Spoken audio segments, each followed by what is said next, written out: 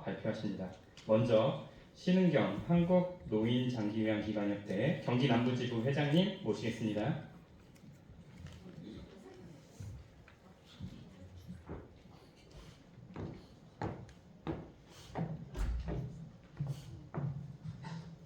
저는 앉아서 하는 줄 알고.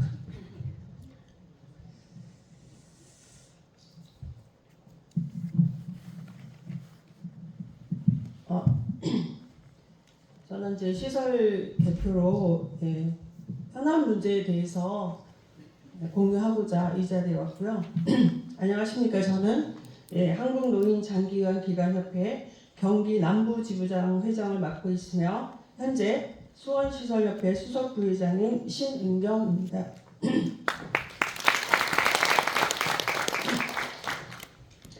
한국노인장기요양기관협회는 보건복지산업법정단체이며 전국 17개의 지부가 있고 회원수가 가장 많은 명실상부한 장기요양기관을 대표하는 정책 제안, 정보 공유, 교육, 연구 등 회원들의 권익을 위해 일하는 협회입니다. 오늘 수원시 장기요양기관이 연합하여 장기요양기관의 현안 문제를 가지고 정책 제안을 할 수 있는 자리를 마련하게 되어 무엇보다 고무적이며 함께 자리하여 주신 원장님들께도 감사하다는 말을 전하고 싶습니다. 노인장기요양법 안에는 제가 주간보호센터, 단기보호, 시설 등 기관들이 여러 어르신들을 기능에 따라 성의껏 모시고 있습니다. 시설기관의 2개 사항과 장기요양기관 공통의 현안 문제를 가지고 정책 제안을 발표하도록 하겠습니다.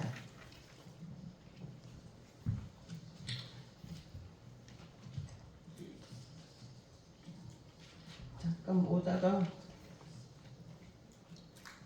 일단 먼저 지금 시설에서 가장 지금 이슈가 되고 있고 당장 해결해야 되는 문제는 요양시설의 임대 허용 관련 내용입니다. 현황 입소 노인의 주거 안정을 위해서 노인복지법 시규칙에 따라 시설을 설치할 때 토지 및 건물의 소유권을 확보해야 하고 저당권을 설정하는 경우에는 80% 이상을 이제 대출을 받게 되어 있습니다. 보험사들이 현재 보험사들이 요양 서비스 산업에 적극적으로 진출하기 위해서 오랫동안 정부의 임대 허용을 요구하고 있는 상황입니다. 문제점은 보험 수가에 의해서 운영되고 있는 요양원은 병상당 매출과 수익이 고정되어 있어 높은 이율을 낼 수 없는 구조입니다. 대기업은 수익 중심의 경영을 해야 하므로 비급여 양상 등 영유아가 심화되고 사회의 부익부 빈익분 현상이 확산될 것이며 비영리 법인을 우선으로 하는 시범사업을 하더라도 대규모 투기적 금융 자본이 요양시장에 진입해 장기요양 제도의 근간이 무너질 것이 불보듯 뻔합니다. 협회에서의 의견은 첫 번째, 전 국민에게 보편적 서비스를 해야 하는 장기요양 제도를 특정 계층만을 대상으로 하는 양극화 정책을 적극적으로 반대합니다. 두 번째, 요양시설에 관한 시행규칙을 2013년 3월 임대에서 개인 소유로 개정된 이유는 입소 노인의 주거 안정과 권익보호라는 대원칙이 있었습니다. 다시 허용이 무슨 말입니까? 거대한 자금을 투자하여 개인 소유로 요양원을 개설한 기존 시설과의 형평성을 제고해 주시기 바랍니다. 보험 수가와 서비스가 표준화되어 있는 장기요양보험 제도권보다 금융자원은 실버타운 등의 노인 주거시설로 사업 전향을 권장함으로써 베이붐 세대의 삶의 질 향상을 위한 선택의 다양성을 제언합니다. 위의 내용으로 4월 22일 오는 4월 22일 월요일 국회의사당 대강당 450석 좌석에서 한노협 주최 정책토론회를 준비하고 있습니다. 원장님들의 많은 참석을 간곡히 요청드립니다. 두 번째, 요양병원 간병비 급여화 관련입니다. 현황, 정부의 종합대책 3대 발표가 아시다시피 간호간병 통합서비스 확대 강화, 요양병원 간병 지원, 진로병 간병 서비스 시장 창출 및 복지 기술 활용, 간병에 종사하는 인력은 2017년 16만 명에서 2018년 23만 6천 명, 2021년 27만 명으로 매년 증가세이며 이 내국인이 간병 업무를 기피할 수밖에 없어 대부분은 중국 동포를 활용하고 있습니다. 문제점. 장기영 제3차 5개년 계획 발표문을 보면 지역사회에서의 돌봄 사업을 추진하고 있는 상황입니다. 간병의 급여화는 이러한 정책의 안착을 어렵게 하고 제도 간 혼란을 초래하는 것입니다. 두 번째, 최저임금으로 일을 하는 국가 자격증인 요양보호사에 대한 처우 개선도 해결이 어려운 상황에 간병의 급여화 정책을 시행한다면 사회적 입원으로 인한 보험 재정의 누수는 더 심각해질 것입니다. 협회의 의견은 첫 번째, 요양병원의 간병비 급여화는 건강보험과 장기요양보험의 균형을 무너뜨릴 것이므로 재정 위기를 초래하지 않도록 정밀하게 설계하여야 합니다. 두 번째, 간병의 정의, 간병 서비스의 제공자의 자격과 업무 기준에 대한 법적 근거 마련, 남용 방지, 재원 조달 방안 등에 대한 충분한 검토가 필요할 것으로 보입니다. 세 번째,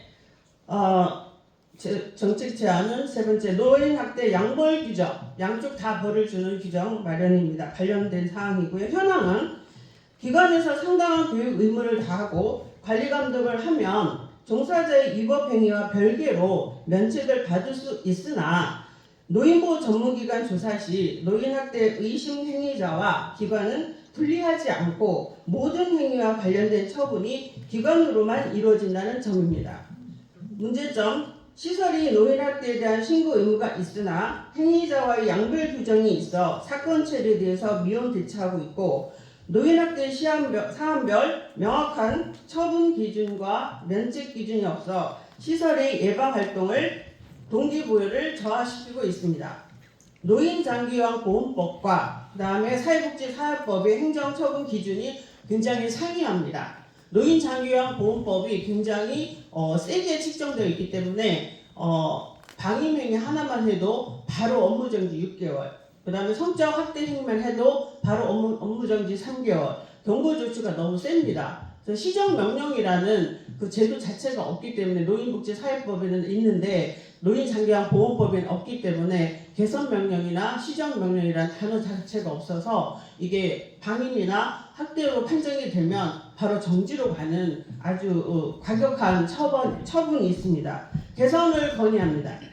운영자의 고의성 없는 사건에 대해서는 면책을 강화하고 노인학대 조사 시 관련 법령 개정 취지에 맞게 기관과 종사자를 분리해서 조사하고 결과를 해당 지자체에 통보해라. 노인장기요양보험법에는 업무정지와 지정 취소밖에 없으므로 중대한 과실이 아닌 경우 사회복지사업법과 같이 개선을 명령하라. 노인학대 처분 기준과 면책 기준의 정립을 위한 연구 용역을 추진해서 노인학대 양벌 규정에 대한 연구 용역 예산 정부를 지원하라. 이것 또한 한노역에서 정책 토론회를 준비하고 있습니다.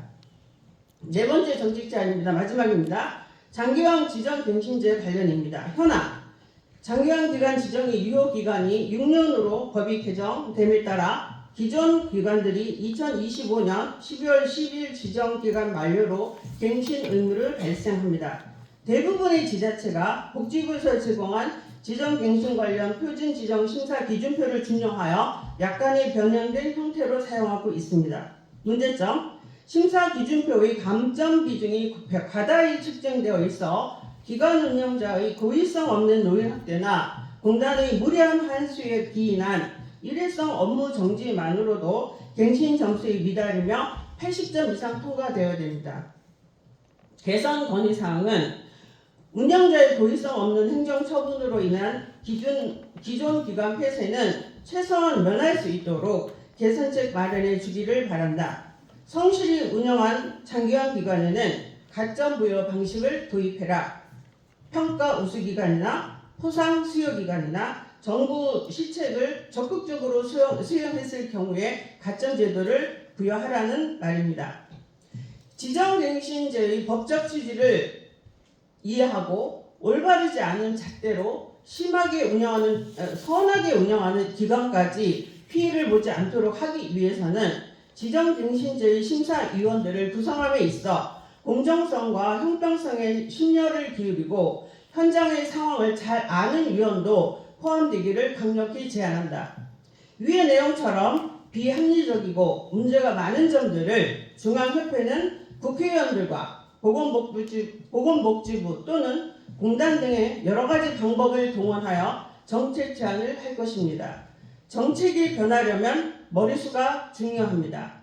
여러분들이 적극적인 참여를 이 자리를 빌어 부탁드립니다. 감사합니다.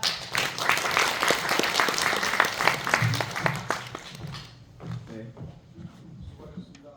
좋은 말씀 감사합니다.